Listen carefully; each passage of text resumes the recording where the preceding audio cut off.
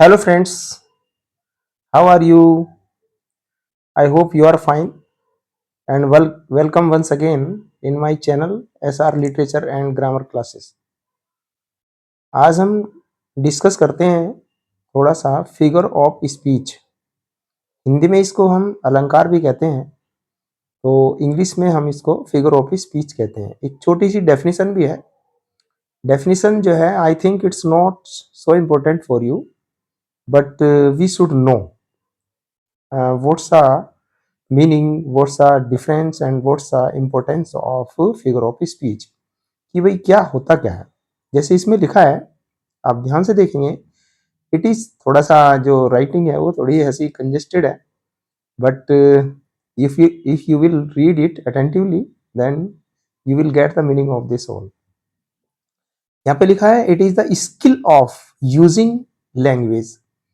यही से समझते हैं कि एक जो फिगर ऑफ स्पीच है वो एक प्रकार से जो लैंग्वेज है हमारी उसको यूज करने की एक स्किल है, एक गुण है। मतलब how you are going to use your language in your writing.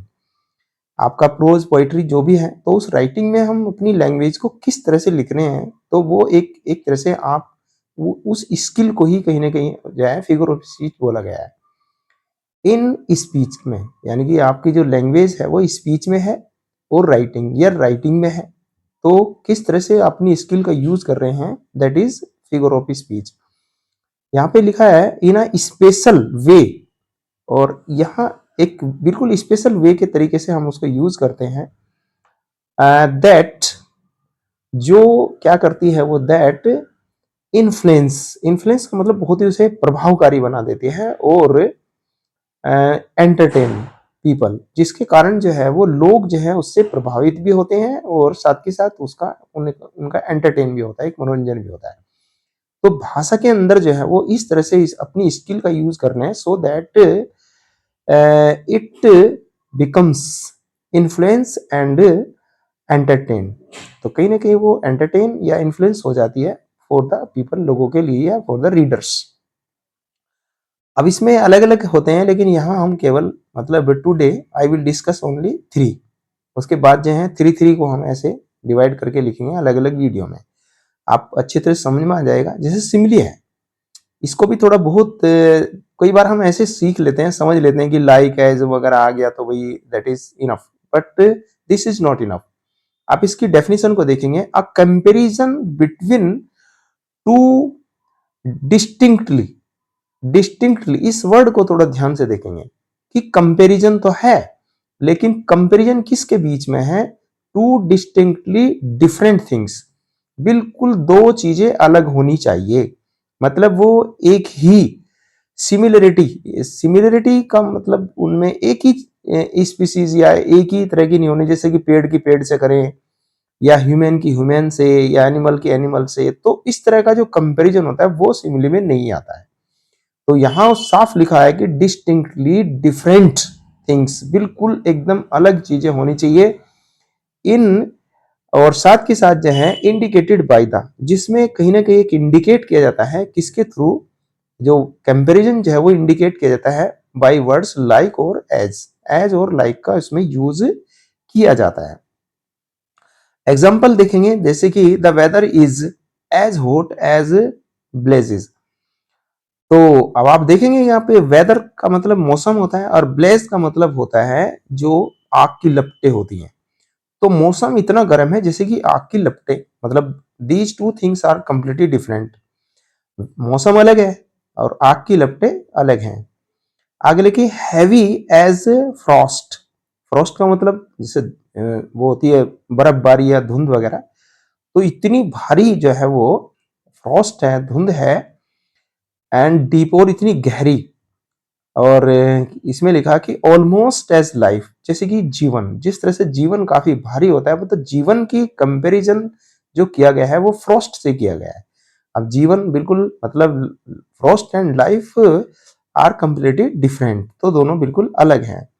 इसी तरह से यहाँ एक ये लिखा है I wandered lonely as a cloud. ये एक विलियम वर्ड्सवर्थ की एक पोएम की लाइन है, और ये डैफोडिल्स की जो पोएम है वहां से ली गई है, कि मैं ऐसे घूमता रहा अकेला, एज अ क्लाउड। अब देखो यहाँ पे आई मतलब ह्यूमन बीइंग हुआ, क्लाउड जो है वो लाइफलेस थिंग्स होती है, बादल। तो आई की कंपैरिजन जो है वो बादल से किया गया है, और कंपैरिजन का वर्ड है यहाँ पे एज आया, यहाँ पे भी एज आया, और यहाँ पर भी एज ही आ रहा है, लेकिन लाइक भी आ जाएगा तो भी वहां पर शिमली ही होगा। अब इसी तरह से हम देखेंगे इसको मेटाफर को। देखो metaphor is also so important. Metaphor में भी बिल्कुल उसी तरह से कंपैरिजन ही होता है, लेकिन यहाँ देखो इन अ मेटाफर ए वर्ड और फ्रेज, कोई एक वर्ड है या फ्रेज है यूज्ड यानी कि इन एन इमेजिनेटिव, जिसका वर्ड जो यूज किया जाता है वो बिल्कुल इमेजिनेटिव में किया जाता है, यानी कि कल्पनाओं की तरह इमेजिनेटिव वे में किया जाता है, टू डिस्क्राइब समथिंग एल्स, यानी कि जैसे किसी दूसरी चीज का वर्णन कर रहे हो, यानी कि एक चीज का जो एक तरह से कल्पना करते हैं दूसरी चीज के लिए, मतलब एक का कंपैरिजन दूसरे में करते हैं, कल्पनाओं की तरह करते हैं, इमेजिनेटिव बोला इसने।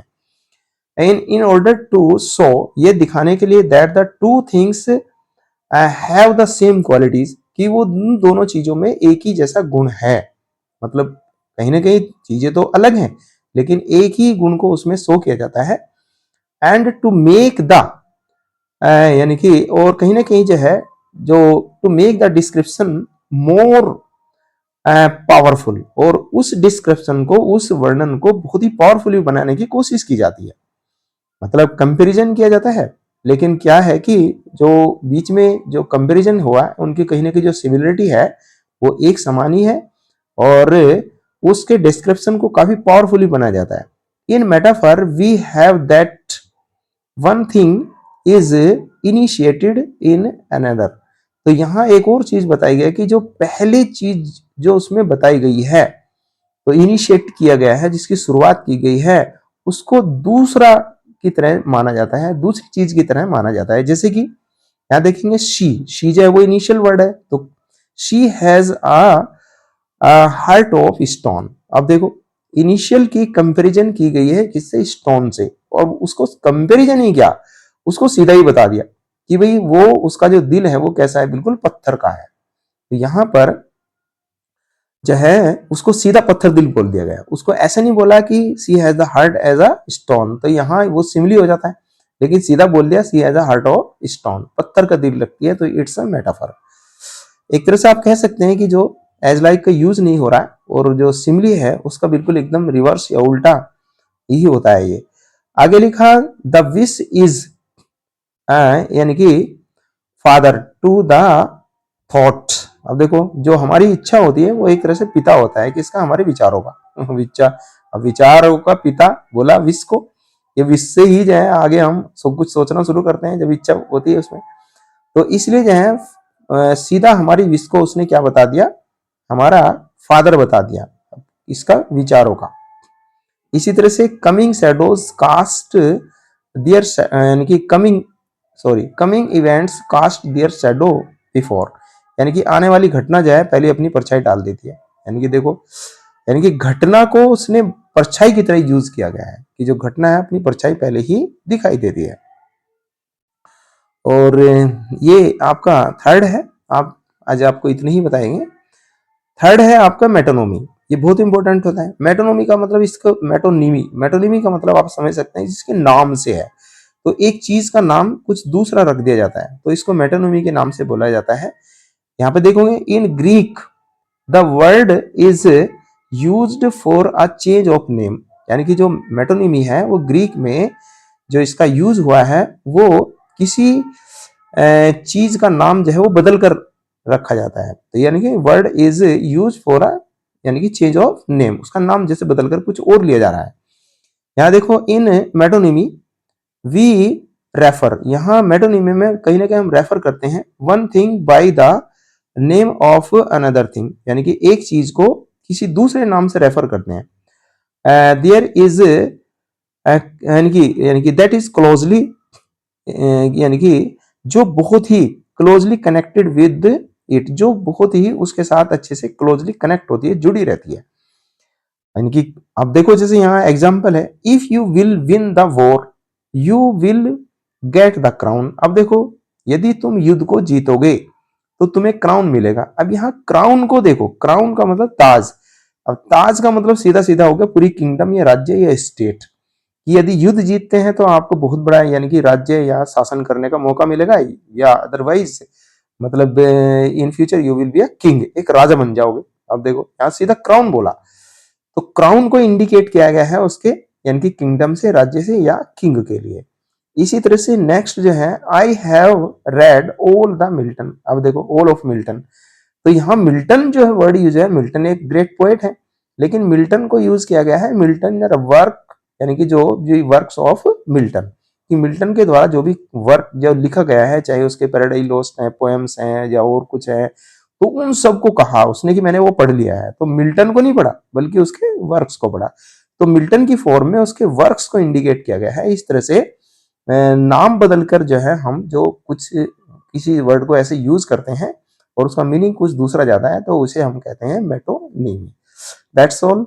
I hope you got all these very well, and next 3 you will get tomorrow, sure, next video.